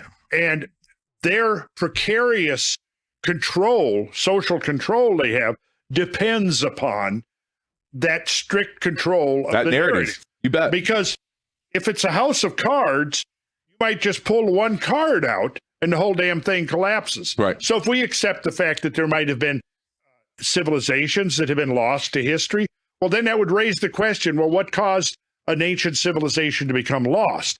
Well, then that could lead to, there might have been some kind of global catastrophic events. Well, if there were global catastrophic events, what caused those? What caused the onset of an ice age or the termination of an ice age over just a few thousand years? How can we not know that and then claim that the discussion of climate change, the controversies of climate change are settled? Settled science. Settled science. That's just, to anybody who's got two brain cells to click together, that's obvious bullshit. But yet we are not the masters of the universe. What we have seen in the last 4 years is, in my lifetime, which is going, God, how many presidents now? Truman, Eisenhower, Kennedy, who came after Kennedy? Lyndon Johnson, Nixon, Ford, Jimmy Carter. Who came after Jimmy Carter? Reagan. Right. Daddy Bush. Right. Clinton. Baby Bush. We're up to 11. Holy smoke. Then Obama, we're up to 12. Mm-hmm. Who came after Obama? Well, that was Trump. So and Biden. And then Trump. 13, so Biden, yeah. So 14 presidents in my lifetime. And I'm fairly familiar with what went down in those early years, even before I was aware of what was going on in the bigger world, which happened for me when I was 9 years old. Right. But in that time of 14 administrations, I don't think we've seen anything as close to the extreme amount of disinformation and pure bullshit that we have seen dumped on society by the Biden administration. I would probably agree with you. There was, see, here's the problem is that because Trump was new to the political arena, he talked about this quite a bit, Yeah, that he picked the wrong people and he was given bad advice. He was given very bad advice. And because of that, there was a lot of misinformation that was given by him because it was fed to him and he believed it. And he believed it. That's he trusted different. Those sources. Well, Fauci is a perfect example. I mean, I've followed that very closely because during COVID, at the beginning of COVID, all my kids lived with me. And the reason that they all lived with me is because, when all of your exes are very content about money, you don't fight over custody. It's just not a thing. Everybody shares and they spend whatever amount of time they want with whatever parent. It's easier that way. Mm-hmm. So all three of my daughters, the oldest one lives in Michigan, but the three of my daughters lived with me. My son stayed with me about half the time. And because of Tony Fauci, because of the misinformation that he put out on purpose, in my opinion, directly because he had something to gain from it or something not to lose, I had to let my kids go live with their mom.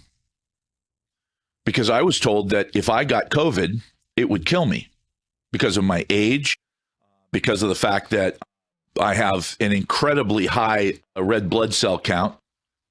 Thank you, Marine Corps. I'm convinced they gave us something that made our blood cells go nuts because I literally have to donate blood every 6 weeks. Otherwise, it'll kill me. So I donate blood constantly. But because of this condition, which also makes me heal fast, which is why I still live like a nutcase because I know I'll heal. But I had to make a decision that as much as I love my kids and as much as they'd been with me since they were born. Like that's literally the thing that saved my life was having children. Because before that, I was completely insane. Like I wasn't worried about it. It's like dying, so what? It happens. I very much had a sort of a nihilist attitude. And then when my first daughter was born, I was like, okay, now I get it. This is the greatest honor I'll ever have. This is awesome. This is actually what love feels like. Never felt it before. And I was like, okay, I like this. So you were then basically compelled by Fauci's misinformation or disinformation to separate from your children. And watching them walk out the door the last time damn near killed me because I did not want to have them move out. And I knew that, look, it's, and I apologized to him over and over again. Look, I'm sorry that this has to happen. If I get this stuff, there's zero chance that I'm going to survive it based on what they're talking about and blood clotting and all of these things. I'm not going to survive it. Well, wait, now was the blood clotting the result of the COVID or the COVID vaccines? No, this was in the early days. And I was being told that if you got COVID and you had any of these issues, that basically you were going to have a stroke or a heart attack. Your blood was going to clot. It was going to be terrible. So I lost my family. Now, of course, I still see them. I mean, they come over all the time, while I'm out here, my daughter's at my house watching the dogs and whatnot. But that 2020 was as they were both finishing up high school and, going to prom and going to the formals. And I missed all of that. And I missed it because my government chose to lie to me. And it was a conscious choice on Tony Fauci's part. I've followed Rand Paul and some of the other people who have sort of chased him down with emails And I've seen the emails, I've read them, and it's like, okay, wait a minute. You knew that this was going on. You knew what was happening in Wuhan because Obama said no more of this, no more gain of function. The reason he said no more gain of function was because the Ebola outbreak that happened in Africa that killed, 85,000 people, I think. That was under Obama's watch, and even a couple people ended up coming back here that had Ebola. They didn't die, thank God. We saved them, and it didn't spread. But the point is that this outbreak happened, and it's like, okay, this is a very dangerous thing. Let's figure out what happened here. Well, the official story was that an 18-month-old boy wandered out of his village into the jungle and caught a bat. Yeah. 18 months old, caught a bat by himself. And then the bat bit him. Wait, the boy was 18 months old? 18 months old. So he was just barely a toddler. Right. But he managed to catch a bat out in the jungle by himself. Okay. Now, that's the official story. I've never heard that before. That's the official story to this day. Here's the best part. When you go back and you look at what were we doing, say, in and around that area, let's just say within a few miles of that village. Christian Anderson, name sounds familiar, doesn't it? The guy who said that you'd have to be crazy to think that this was anything but natural. Okay. The one that emailed Fauci initially and said, this is obviously man-made. This does not look like it could happen in nature. And within 3 days, and that was a private message, within 3 days, he had written an article saying, look, clearly this is natural. And anybody who says it's not natural is a basket case. They're completely insane. That same man, Christian Anderson, was in charge of a lab doing gain-of-function research on Ebola right outside that village. Now, maybe the boy went out and caught a bat, and he got bit by the bat, and he caught Ebola, and then it spread to 85,000 people. Wait, now, the biting by the bat was the cause of Ebola or COVID? Ebola. Okay. This is a completely different outbreak and a completely different lab doing gain-of-function research on a completely different virus. That's the problem, is that when Obama found out about this, he just about lost his shit. He said, no more. You guys are playing around with stuff that will literally destroy humanity forever. We're done. No more gain-of-function research. And Fauci said, okay, no more gain-of-function research, not a problem. And then DARPA came to him and said, look, we're the Division of Mad Sciences. We do whatever the fuck we want. Let's say DARPA is Defense Advanced Research Project Agency. Exactly. The Agency of Mad Scientists. And they basically said, look, we make Tony Stark look like a sissy. We do whatever we want, whenever we want. We want you to go back to doing gain of function. And Fauci said, you can't. Obama said, you can't. There's no way. And they said, oh, well, there's a way. We just don't do it here. That's why it got set up in Wuhan, a level 4 bio facility, which, by the way, is, look, I love the Chinese people, but when I look at their biggest projects, like the fact that, they finally launched a super carrier, it's a diesel electric carrier. Mm-hmm. That's the technology that we were using in World War II. Mm-hmm. It's diesel electric. It's not even nuclear. That's your super carrier? That's going to scare the United States? You can't go more than about 1,000 miles from your own coast with that. Clearly, that's not intimidating. But they did build a nuclear submarine. Unfortunately, they can't launch it because it just sank next to the dock where it was built. They built the largest wall in mankind's history in order to keep the Mongol warriors out. And the Mongols saw it and said, can you imagine how wealthy they must be to build a wall that big? They must have an enormous amount of treasure. So the Mongols invaded China because of the wall. Oops. I'm saying that, look, if it comes to gain of function, China, just no, don't. Anything, I don't care what it is. If it's gain of function on a grilled cheese sandwich, stop. Don't mess around, because your history with big projects ain't good. Mm-hmm. We're not even talking about the dam that I think will collapse in the next 10 years. The Three Gorges Dam was riddled with corruption. Sure. Oh my God. Some of that concrete is softer than butter. And hey, it's still there so far. So far, so good. Well, I think it's in the nature of governments themselves. You mentioned Thomas Paine. Absolutely. Listen to what Thomas Paine had to say. Okay. You want to? Oh, absolutely. From common sense. Okay, beautiful. Some writers, let me get this a little bit larger here. I think this would almost be worth memorizing. Oh, absolutely. Okay. Some writers have so confounded society with government as to leave little or no distinction between them, whereas they are not only different, but have different origins, society and government. Society is produced by our wants, and government by our wickedness. The former promotes our happiness positively by uniting our affections. The latter negatively by restraining our vices. The one encourages social intercourse, the other creates distinctions. The first is a patron, the last a punisher. Society in every state is a blessing, but government, even in its best state, is but a necessary evil, in its worst state, an intolerable one. For when we suffer or are exposed to the same miseries by a government, which we might expect in a country without government, our calamity is heightened by reflecting that we furnish the means by which we suffer. It's amazing, Isn't that amazing?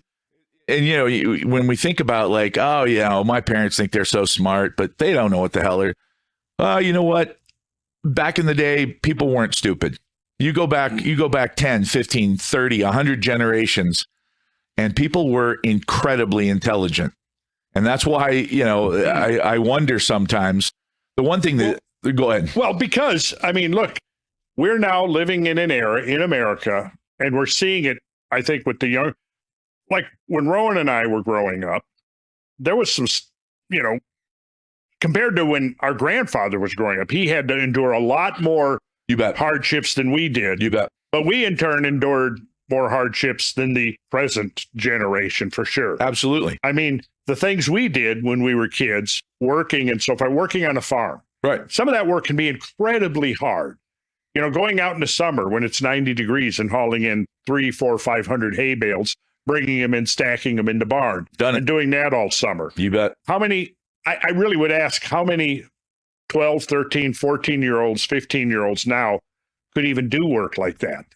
Not enough. Not enough. No, that's the problem. But now compared to the things that we were doing, compared to our father, then our grandfather, if we go back through the generations, life got progressively harder. Right. Progressively more difficult. Right. Which then meant that there were more demands upon your ability to adapt to a harsher environment, to limited resources, etc. And that ability to adapt was a direct function of your intelligence. So if you get a society of people where there's no challenges, where there's no risks, which think about risks, what the attempt now to eliminate risk, but really what you're doing, look at liberal policy over the last 50 years, the whole welfare system, and now what that's degenerated into with all of the wokeness, which is basically about trying to turn everybody into a victim. You're a victim, right? And so stunning. Now that's a totally different psychology than, we've got a challenge and we're gonna kick its ass. We're gonna kick its ass. Right. That's right. Right. It's interesting because I was thinking about the most racist thing I can possibly imagine is to tell African Americans in this country that they need a party. They don't need anything. Right. I was in the Marine Corps. I've served with some tough fuckers. These guys are tough. Mm-hmm. They come from the streets of Chicago or the backwoods of Alabama, and they're hard as nails. I've also worked with some of the smartest people I've ever met who happen to be black as well. So what is it about them exactly that makes them so beneath the average human being that they need a party to uplift them? Because they can't do it themselves, clearly. Well, that's the implication. That is terrifying to me.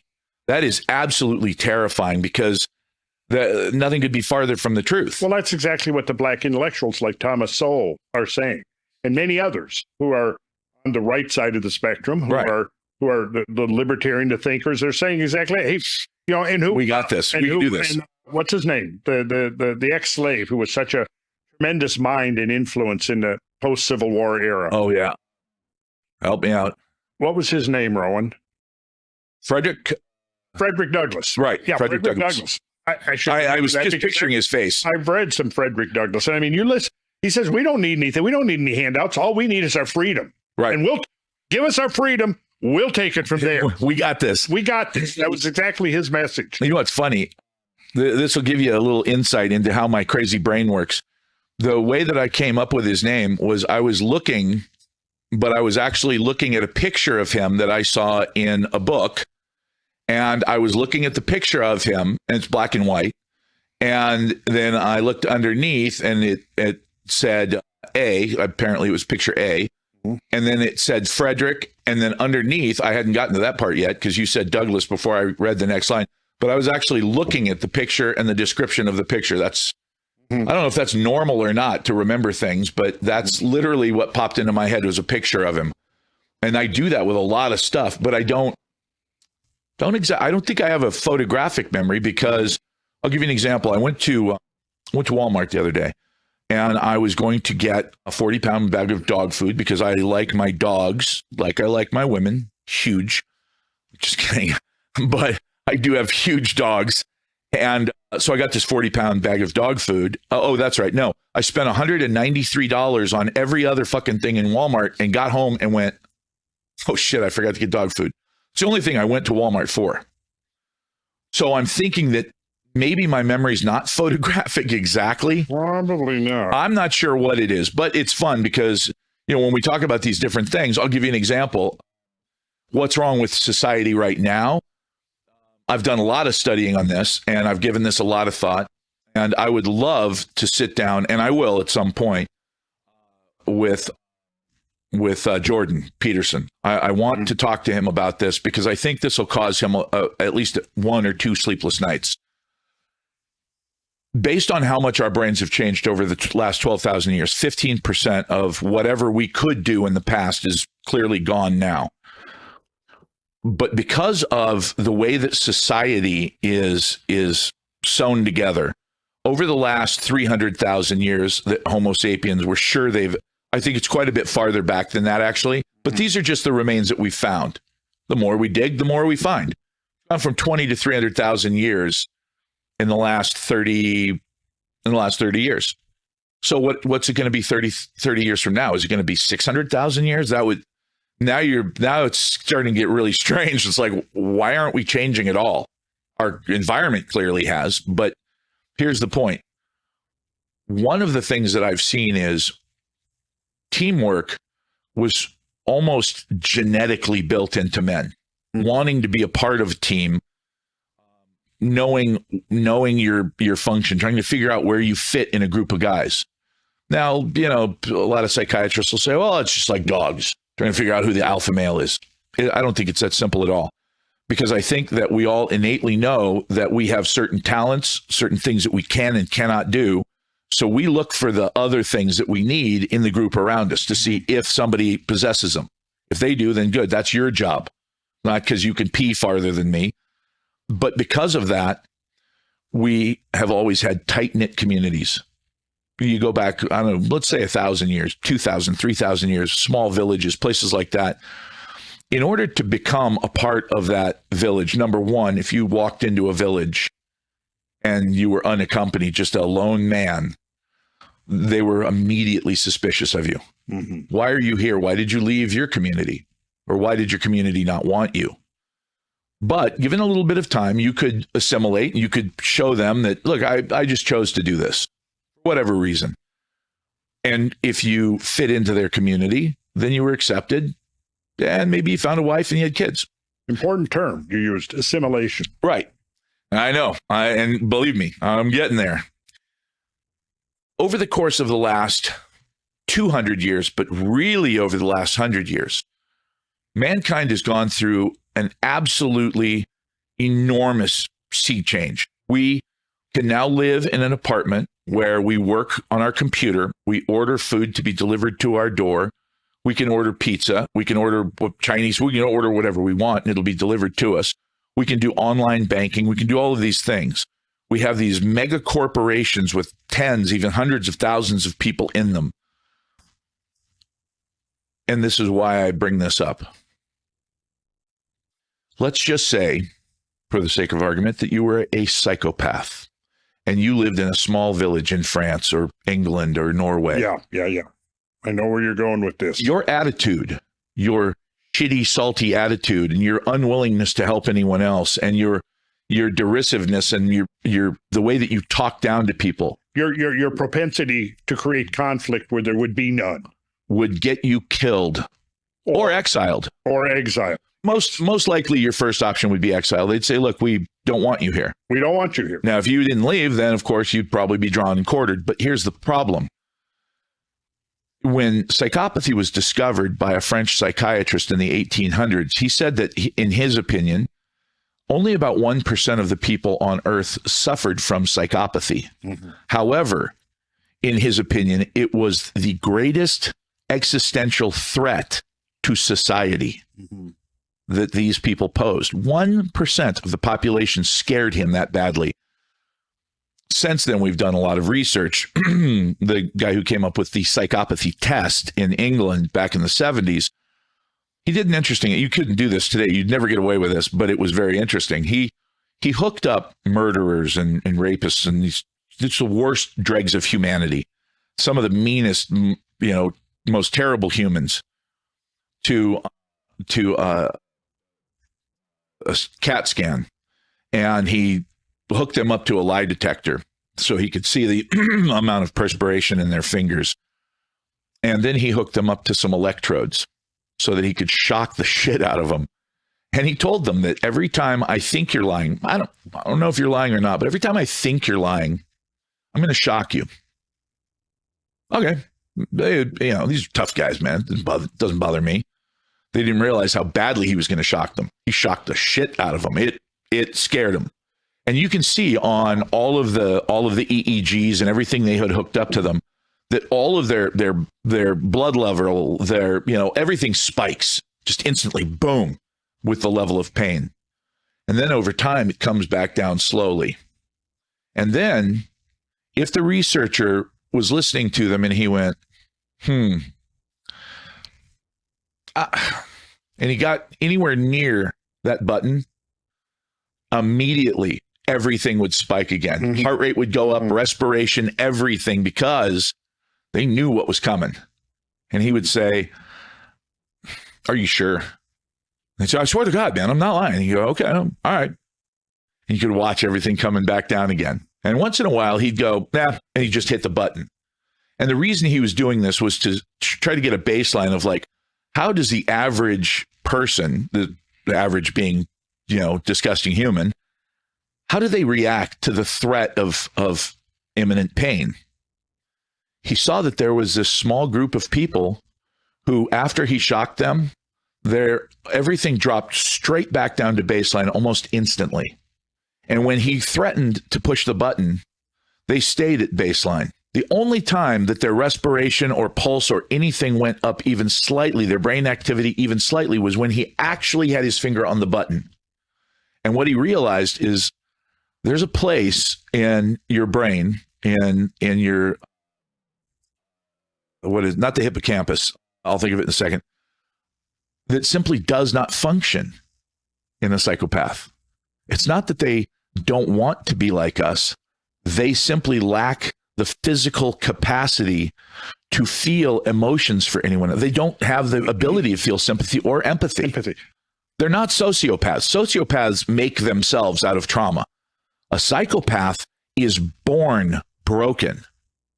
The question is, what exactly are we supposed to do with this knowledge? Correct. And so it brings us to the question that you referred to earlier, that in a different setting where the cohesiveness of the tribe and the ability to work together without distractions, because you're in a life or death situation. So somebody causing a drama or doing something to distract from the greater effort. Or being selfish. To bring attention onto themselves. Well, now that could be something that would be detrimental on so many levels that they have to exile them or remove them from the group. Right. And I think, we've seen some of that recently. Mm-hmm. I won't mention any specifics, but let me take this a step farther. The problem that we have right now in this society is that we literally glorify and deify the worst people. Let me ask you this. When a guy says that before he was a star in the music industry, he forced women to do things against their will for money so that they could give it to him. Now, we call that a pimp. And obviously, I wouldn't want him to be my babysitter, but there are guys out there who are very wealthy and very famous now who have literally, that's what they did before they became a rap star. Mm-hmm. There are people like Jamie Dimon out there who have become extremely rich. The last time I checked, they had 278 criminal violations at JP Morgan Chase of federal law just since the year 2000. Who's this? Jamie Dimon, the CEO. Of what? Of JP Morgan Chase, the bank, the largest bank. Here's the great part. Not only has he had 278 violations, criminal violations, a lot of them are the same thing over and over again, like consumer protection violations, but they have spent a total of over $32 billion on fines. They don't care. Mm-hmm. Hey, if we made more than 32 billion, then it's a win. So just keep going. What is the flaw then in the system that would allow the psychopaths to get into those seats of power and influence? Boy, you're going to hate this answer. Jimmy Carter. Oh, Jimmy Carter nailed it. He said, as long as we are a country, and you probably remember this speech because he was dumb enough to do it in the middle of a football game. He interrupted a football game to give us the speech. I remember, I was a little kid, but I remember it. He said, as long as we want to drive station wagons, then we're going to have to continue to do what we're doing in the Middle East. As long as we put what we own above who we are as people, we will continue down this road. And his whole point was, we are becoming so materialistic and so shallow in this country as a whole that we are going to go down the toilet this way. Like, you can't sustain this because greed is, I mean, that's, look, if there is something called evil, then greed is right up at the top of that list. Mm-hmm. Because what you're saying is that you are so much better than someone else that comfortable's not good enough. Affluence not good enough. And by the way, affluence, because I study econ, it doesn't mean you're rich. What it means is it means your passive income from investments or rental homes or whatever, your passive income exceeds your monthly overhead. Yeah.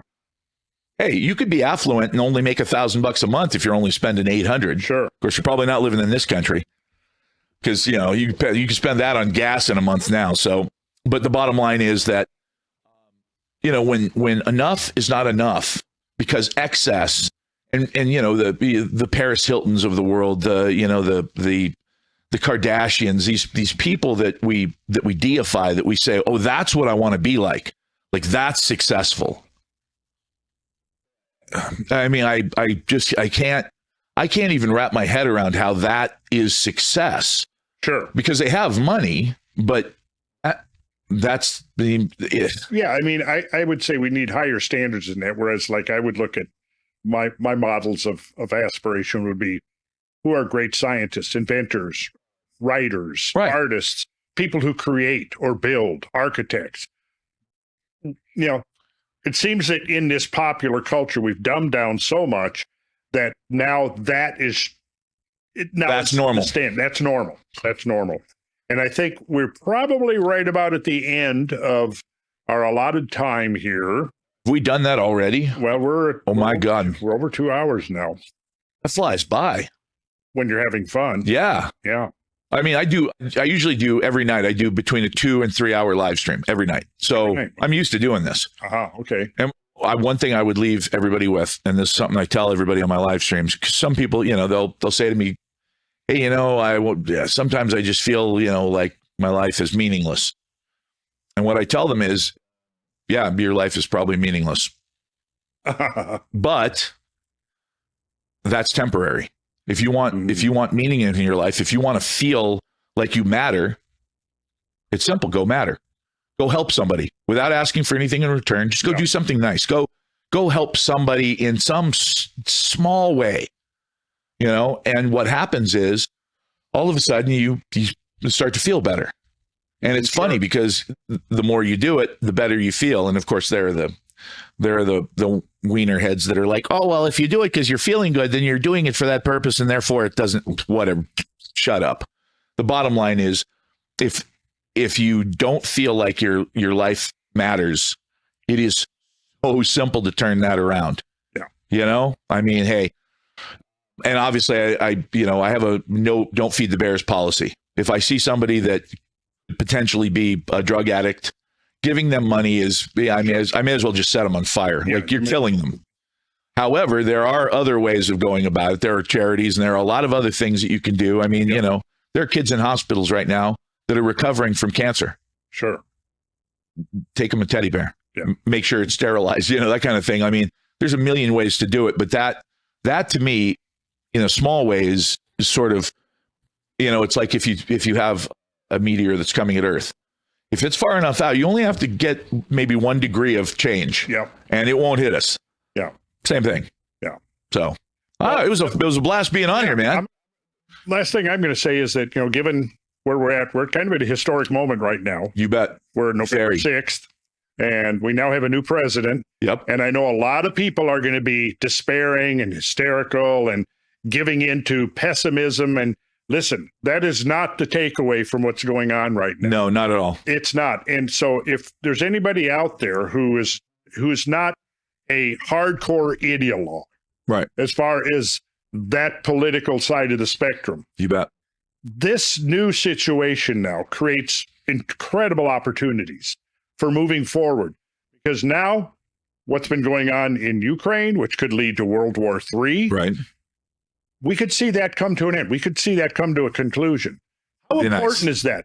That would be really nice, man. And I think we're going to see under the new regime is an unleashing of the creative spirit, the entrepreneurial spirit that really is at the core of what America's all about. Yeah. Not fostering dependency upon an all-powerful state, right, but promoting self-reliance, promoting the distribution of power, the dispersion of power. That's what the whole federalist system is all about. And I think we can see an example just from very recently of what happened in North Carolina, is we saw the top-heavy bureaucracy of FEMA took weeks before they were finally deployed in helping people. They failed. And they failed. They failed because they weren't there the day after. Right. They weren't there to do what they need. But the day after, local people were already coming together and organizing spontaneously and organically. Now, I think in the Founding Fathers' vision, the dispersion of power, political power amongst the states, imagine that if instead of relying on FEMA, imagine that North Carolina, South Carolina, Tennessee, Kentucky, Georgia, let's say we all had state militias being trained in rapid deployment. So that you don't mean rabid rednecks that want to kill everybody? No. I'm talking about rednecks that are willing to jump in their pickup trucks, or in their The Cajun Navy. yeah, exactly, and go help their neighbor. That's what we saw.